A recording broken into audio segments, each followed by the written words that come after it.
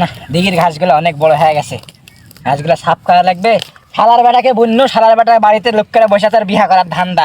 শালা দিঘির পাড়ে ঘাসগুলো হয়েছে, এগুলো সাফ করা লাগবে। কোনো শালা নাই, শালা দিঘির পাড়ে ধান্দা। আমি একাই খাইটা মরবো, খায়া মরবে। আব্বার কাছে যাই, দেখি আব্বা কি করছে।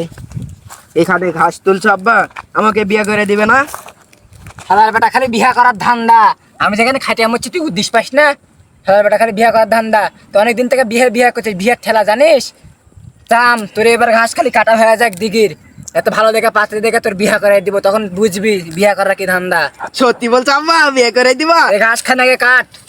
তাহলে আর তোমাকে মানলো না। সরো, আমি একাই করবো। সরো সরো সরো, আমি একাই আজকে সব কাটে। শালার বেটা আমাকে মাইরাই ছাড়বে। আব্বা তোমাকে করার লাগবে না, তুমি বাইরে যাও যাও যাও, আমি একা করে যাচ্ছি। গপ করে যাই আমি, এটা দেখো গা, যাও আমি একাই দেখছি।